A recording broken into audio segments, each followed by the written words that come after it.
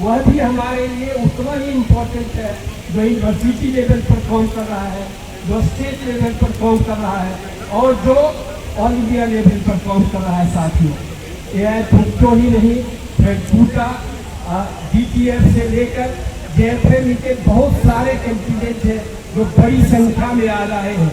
STFI, all India right to education, safe to education, और हमारे AI फुक्टो के बहुत सारे साथी विभिन्न राज्यों से अच्छी संख्या में आए हैं, जैसे उत्तर प्रदेश, राजस्थान, पंजाब, हरियाणा के लोग हैं।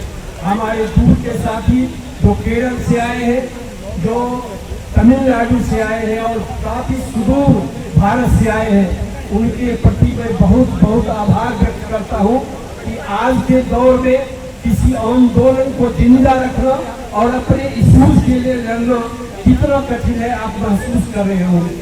आप महसूस कर रहे होंगे कि हम किस दौर में प्रवेश कर रहे हैं।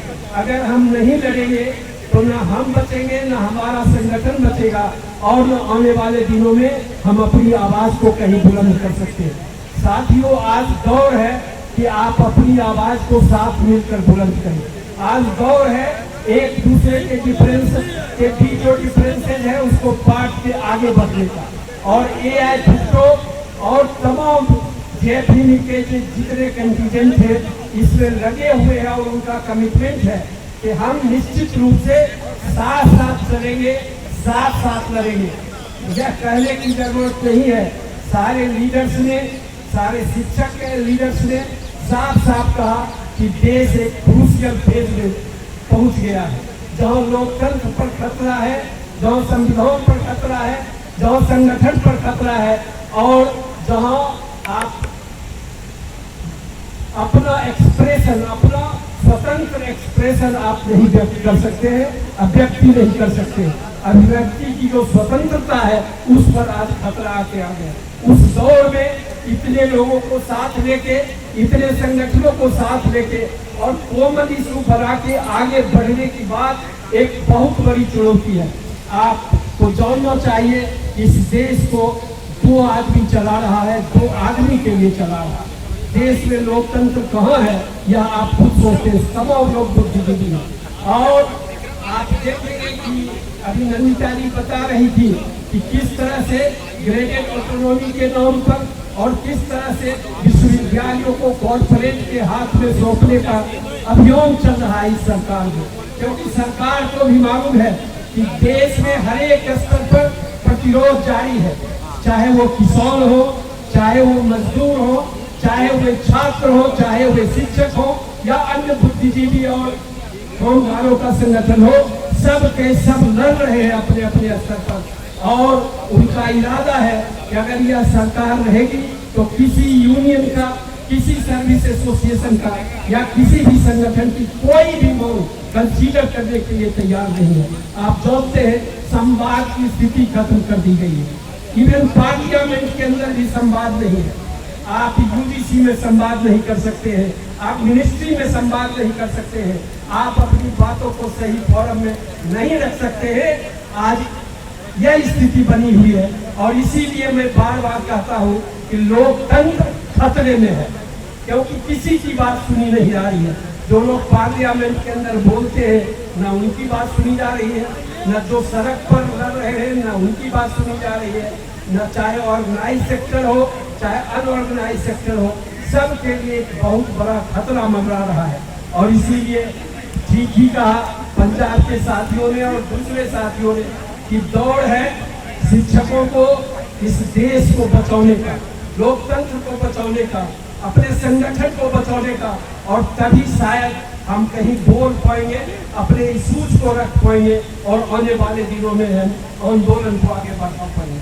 साथियों, आंदोलन एक बहुत बड़ी चुनौती बनती जा रही है। आप नहीं जानते हैं, उस दर्द को मैं यहाँ व्यक्त नहीं कर सकता हूँ कि जब आंदोलन की घोषणा करता हूँ तो कितने जगह ये हाथ जोड़कर इसका परमिशन लो, ये करो वो करो, और पूरे देश में इंटेलिजेंस के लोग एक्टिव हो जाते हैं। तो कितने लोग आएंगे, क्या करेंगे, कौन है नहीं है, लगता है जैसे हम लोग तमाम लोग जैसे आतंकवादी हो, इस तरह से प्रशासन से बात करते हैं। प्रशासन को ऊपर से इंस्ट्रक्शन है कि कोई आंदोलन नहीं हो, कोई प्रतिरोध नहीं हो, कोई जुलूस नहीं हो, कोई प्रोसेसन नहीं हो।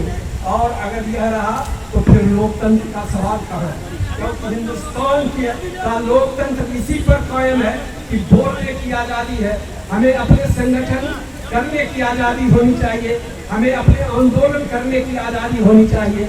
अब हम अपनी बातों को सही फोरम में रख सके, यह आज़ादी होनी चाहिए। वह आज़ादी आज के डेट में खत्म की जा रही है साथियों।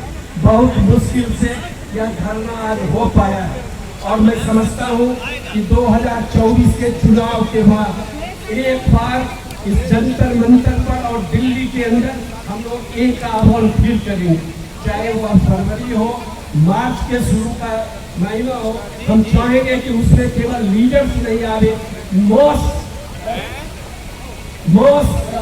यहाँ पार्टिसिपेट करें किसी प्रोसेसन में, धर्मों में, और एक इतिहास बने कि देश के शिक्षक जग गए हैं, देश के छात्र जगे हुए हैं और वे अपने देश के लिए, लोकतंत्र के लिए, अपने राइट्स के लिए ही नहीं, अपने तमाम तरह के